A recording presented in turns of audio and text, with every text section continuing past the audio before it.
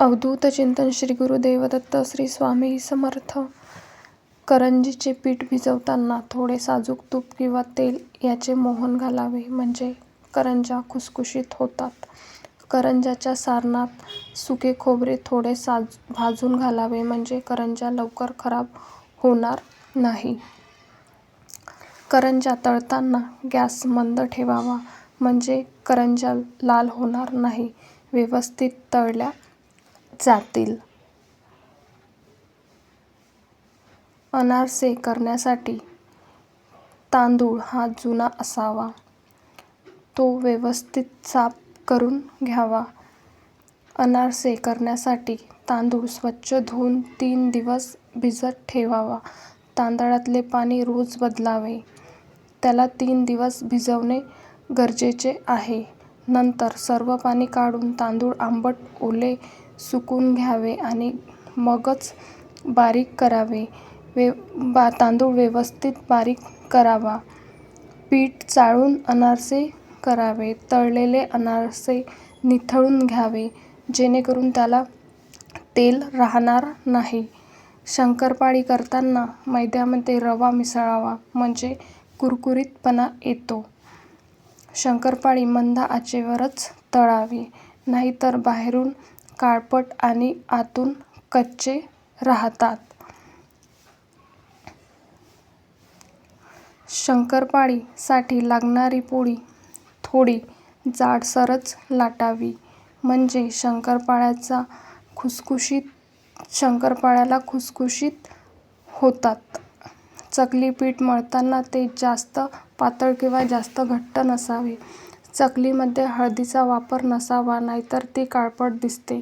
चकलीमध्ये तीळ असे टाकावे म्हणजे दिसायला चकली आकर्षक दिसते. चकली भाजणी करताना तांदूळ व्यवस्थित धुवून व सुकवून घ्यावे.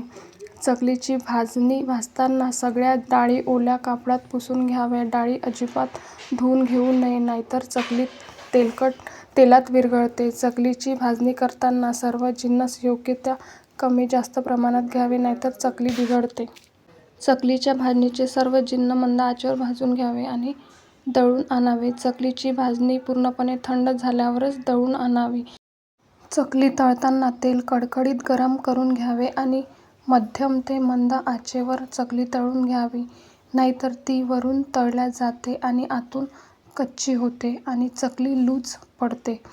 चिवडा बनवताना पोहे किंवा मुरमुरे आधी थोडे भाजून घ्यावे म्हणजे चिवडा छान कुरकुरीत होतो. चिवड्याचे सर्व साहित्य. चिवडा बनवताना त्यात पिठी साखर टाकावी. पिठी साखर बारीक करून टाकावी. चिवडा बनवण्यासाठी आपण त्याला लागणारे सर्व साहित्य तयार ठेवावे म्हणजे काही साहित्य विसरणार नाही आणि आपली धावपळ होणार नाही. शेव बनवण्यासाठी शेवचे पीठ जास्त घट्ट किंवा पातळ नसावे नाहीतर शेव लूज होतात. शेवमध्ये ओवा, जिरे यांची बारीक पावडर घालून चाळून घालावी. शेव तेलात सोडताना सोऱ्याचे तोंड नीट बसले आहे की नाही याची खात्री करून घ्यावी. गोड शंकरपाळी करण्यासाठी 1/4 वाटी साखर, 1 वाटी पाणी, साखर विरघळेपर्यंत उकळून घ्यावे. मिश्रण थंड झाल्यावर त्यात जेवढा बसेल तेवढा मैदा घालून पीठ मळून घ्यावे. त्यामुळे शंकरपाळी बरोबर होतात, अजिबात बिघडत नाही. शंकरपाळी तळताना थंड मोहन टाकावे त्यामुळे शंकरपाळी कडक होत नाही. शंकरपाळी करताना लाल भोपळ्याच्या फोडी कुकरमध्ये वाफवून मैद्यामध्ये मिक्स कराव्यात. त्यामुळे शंकरपाळी छान कलर येतो आणि शंकरपाळी चवीलाही खूप अतिउत्तम लागतात. शंकरपाळीचे पीठ घट्ट झाल्यास थोडे पीठ मिक्सरमध्ये टाकून फिरवून घ्या. पीठ एकदम मऊ होते. बेसनाचे लाडू बेसनासाठी लाडूचे पीठ भाजून झाल्यावर गॅस बंद करून पिठात 1 वाटी मिल्क पावडर टाकावी. चांगले मिक्स करावे. मिल्क पावडरमुळे लाडू खुसखुशीत आणि खमंग होतात. बेसनाचे लाडू करताना 3 वाट्या बेसन असेल तर 1 वाटी बारीक रवा घ्यावा. रवा प्रथम भाजून मग बेसन पीठ भाजावे. मग दोन्ही मिक्स करून एकत्र थोडे भाजून थंड करून पिठी साखर, वेलची पूड आणि तूप घालून लाडू वळावे. बेसनाचे लाडू करताना अर्धवट पीठ भाजून झाल्यानंतर त्यामध्ये थोडासा दुधाचा हबका मारावा, त्यामुळे लाडू चिकट होत नाही. बेसनाचे लाडू करताना हरभरा डाळ भाजून नंतर रवाळ दळून त्याचे लाडू करावे, त्यामुळे तूप कमी लागतं. भाजल्यामुळे पौष्टिकपणा पण वाढतो, पचायला हलके होतात आणि लाडू खमंग लागतो.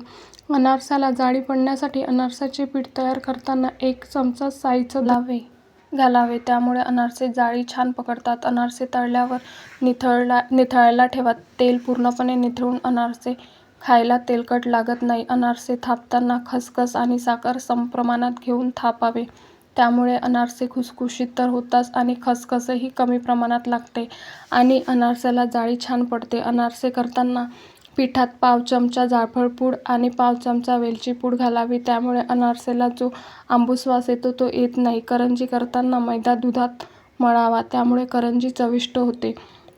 करंजी करताना कधीही कडकडीत मोहन घालू नये. तूप व तेल हाताने फेटून त्यात मैद्यामध्ये पीठ मळून घ्यावे. करंजी तळल्यानंतर गरम असताना सुईने 4-5 जागी टोचावे, त्यामुळे करंजी वाफ निघून जाते आणि करंजी फुगलेली राहते. करंजी खुसखुशीत होण्यासाठी 1 वाटी मैदा असेल तर 1 चमचा कॉर्नफ्लॉवर टाकल्यामुळे तूप कमी लागते आणि करंजी तुपकट लागत नाही. फराळ बनवण्यासाठी या महत्त्वाच्या टिप्स तुम्हाला कशा वाटल्या ते कमेंट्स करून सांगा. व्हिडिओ आवडला असेल तर चॅनलला लाईक करा, शेअर करा आणि सबस्क्राईब करायला विसरू नका. भेटू अशा एका नवीन माहितीपूर्ण व्हिडिओमध्ये. तोपर्यंत खूप खूप धन्यवाद. तुम्ही व्हिडिओ शेवटपर्यंत बघितल्याबद्दल तुमचे खूप खूप आभार. श्री स्वामी समर्थ. तुम्हाला दिवाळीच्या खूप खूप शुभेच्छा.